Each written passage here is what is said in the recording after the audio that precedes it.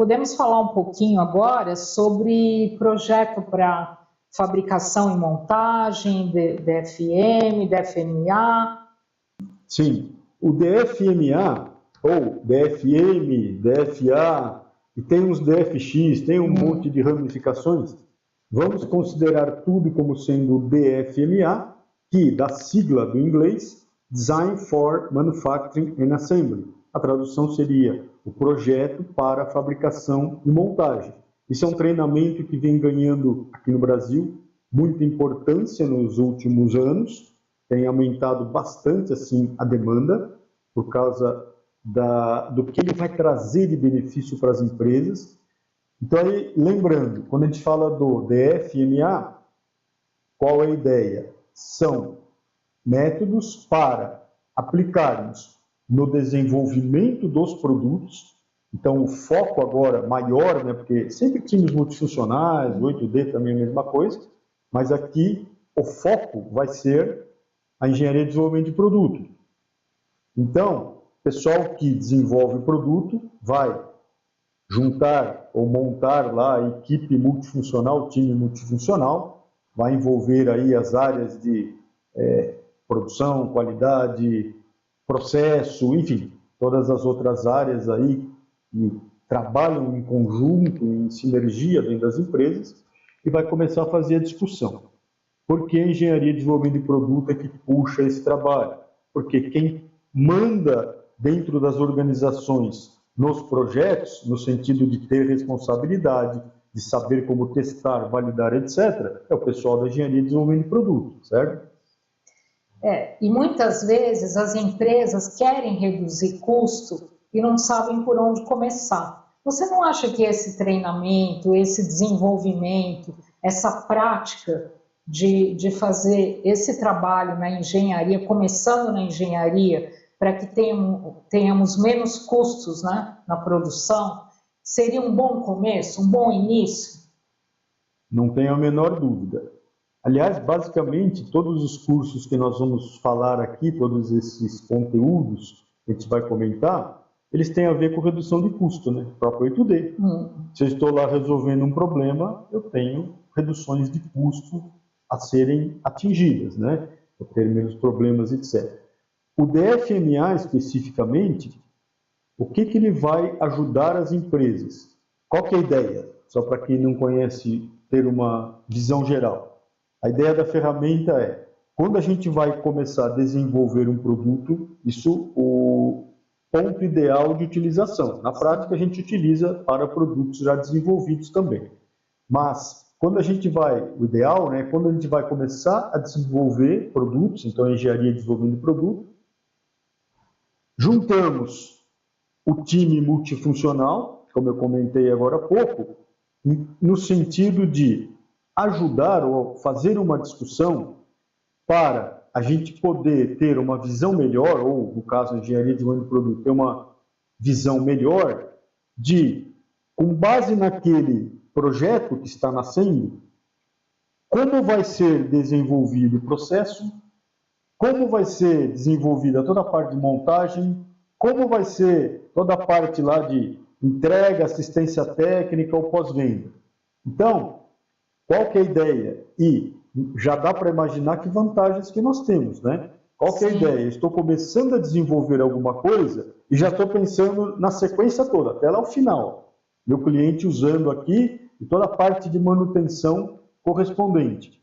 De modo que pequenas modificações no projeto têm impacto grande na cadeia toda. E aí a redução de custo vem assim de uma forma bem direta, né? Por exemplo, lá a gente trabalha com ideias, né, de eu vou repensar meu produto, reforçando, repensar o produto, não vou jogar fora o que eu fiz e fazer outro, não, né? São melhorias, né? E pequenas melhorias, né? Sim. São pequenos ajustes que a gente vai fazer, depois, né, validado pela engenharia de desenvolvimento de produto, que vão nos ajudar a ter processos melhores, mais baratos, com mais qualidade, com menos falhas. A parte de montagem, mesma coisa, mesma referência, a gente vai trabalhar. E assistência técnica, lá o pós-venda também é a mesma coisa, né? Então entrega, o pós-venda e tal. Então imagina, a gente está olhando a cadeia toda aí, Sim. desde que eu desenvolvo o produto até chegar no meu usuário final, no consumidor final. E aí a possibilidade de redução de custo é enorme, né? Sim, porque eu estou falando da cadeia como um todo, né? Sim. Então, desde que nasce o produto até essa maior manufacturability, né, que se fala, você poder montar com menos custos, já pensou? É o que toda empresa quer, né? Quer diminuir custo, mas desde a origem, desde quando nasce o produto. Sim. E é o que você falou, não preciso jogar fora o produto e começar de novo. Não, eu vou fazer com o produto atual, né? Dá para fazer com o produto atual. Sim. Né? Você lembrou de um termo que eu ouço pouco ultimamente, que é o manufacturability, né? Isso. Que se fosse uma tradução mais livre, seria fabricabilidade, algo assim, né? Sim. Quando você mesmo usou lá no tempo da Caterpillar, o termo lá era manufacturability, isso, né? Depois começou a virar DFMA, DFM separado do DFA, e depois DFX, e um monte de DF e DFM pela frente, né? Mas o conceito básico é o mesmo. E nós trabalhamos com esta metodologia desde lá, na metade dos anos 80, 1985, 86, por aí, que a gente começou a ter contato com isso, e aí depois não parou, né? A gente continua aplicando sempre. Mais adiante, com a vinda da modelagem do Design for Six Sigma, do Seis Sigma para projeto, ou Design for Lean Six Sigma, o DFMA está lá também, como ferramenta obrigatória para desenvolvimento, né? Então é bem interessante esse tipo de coisa. E tem empresa que a gente fez mais de 40 turmas lá, que fazia parte do próprio complemento da engenharia deles. Então, para os engenheiros, eles tinham que passar uma série aí de complementos, né, para a engenharia, e uma delas era o DFMA. Luiz, você poderia trazer um exemplo de um caso real, sem falar o nome da empresa, que você trabalhou e teve esse benefício no processo todo, desde a engenharia, né, até a manufacturability do produto, essa melhor poder montagem até a entrega dele? Para dar exemplo assim fica um pouco complicado, Sim. porque teria que falar o produto e tal, mas tem vários casos, né, que a gente já atuou junto das empresas. Basicamente seria assim, uma modificação num projeto, que em geral é uma modificação pequena, ou vamos falar de certa forma simples, né? Sim. Então é você mexer com uma tolerância, por exemplo. Então imagina uma tolerância que está saindo lá da análise do desenho, que depois eu tenho dificuldade no processo em garantir aquela tolerância em 100% dos meus produtos, lá, das minhas peças, né? Então, a partir do momento que a gente enxergou isso, a gente vai ver, claro, a engenharia vai dar uma solução, né, para o projeto, para poder, nesse exemplo que eu estou falando, e a gente já trabalhou com isso, aumenta-se um pouco o campo de tolerância, claro, com uma outra concepção do produto, a gente aumenta um pouco aí a faixa aí de campo de tolerância, e aí eu consigo fazer com os processos existentes, eu consigo fazer 100% aí dos produtos dentro de especificação. Inclusive, quando tem controles por CEP, etc., aquilo a gente consegue garantir CP e CPK das principais cotas ou das principais dimensões, né? O outro ponto também é aquela visão onde a gente vai procurar, que é uma vertente do DFMA, é a gente procurar reduzir o número de componentes do produto. Nós vamos questionar, ou o time vai discutir, um determinado produto, quantos componentes ele tem para chegar naquela função que ele precisa oferecer. Eu tenho lá 25 componentes, 25 peças dentro do meu produto. A gente fez vários trabalhos desses. Né? Depois de uma análise dessa, o produto passa de 25 componentes, ele passa a ter 12, por exemplo. Então, caiu para metade, praticamente. Então, ele passa a ter 12 componentes. E bem importante, sem perder a função, né? Até a gente costuma falar que a qualidade aumenta.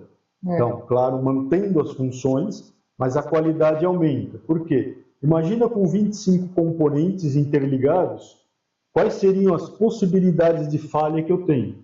Sim. São muito maiores do que se eu tenho agora 12 componentes interligados. Sim. Opa, então... As possibilidades de falha são bem menores. Possibilidades de falha são bem menores. O meu produto vai funcionar melhor, vai ser mais durável e tal. Aí, se a gente pensar também na questão dessas peças que a gente reduziu, esses componentes que a gente reduziu, eu não preciso fabricar. Então, não vou precisar de equipamentos, insumos, energia, eu vou ter menos componentes para fabricar. Para montar, mesma coisa, eu tenho menos operações de montagem, eu tenho menos componentes para montar. E os custos logísticos também, né? De entregar aquela peça na produção. Os estoques, quando tem, né, muitas vezes envolve também componentes e itens comprados. Então, tem todos esses ganhos ali. E imagina, a gente somando tudo isso, a coisa vai longe, né? Sim. Na assistência técnica ou no pós-venda, o que acontece? Esse teu produto vai falhar muito menos, eu tenho menos componente para repor, o custo de garantia custa menos, e assim vai. Então, assim, quando a gente para pensar nisso, o ganho é muito grande. Ganho é muito grande.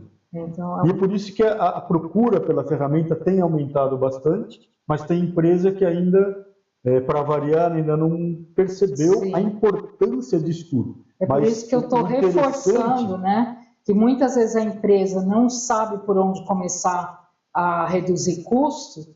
Esse tema é um tema importantíssimo, porque é muito grande a transformação que tem e o ganho, né? Sim, e falando em redução de custo, tem uma coisa, você sabe aqui na nossa convivência, mas comentando com o pessoal, tem uma coisa que me chega até me deixar chateado, até me deixar irritado, porque se fala muito essa história, a empresa está com dificuldade em custos, a empresa está fazendo lá um trabalho de redução de custo que muitas vezes se reflete na redução da mão de obra. E tem um monte de coisa para a gente fazer, um monte de coisa.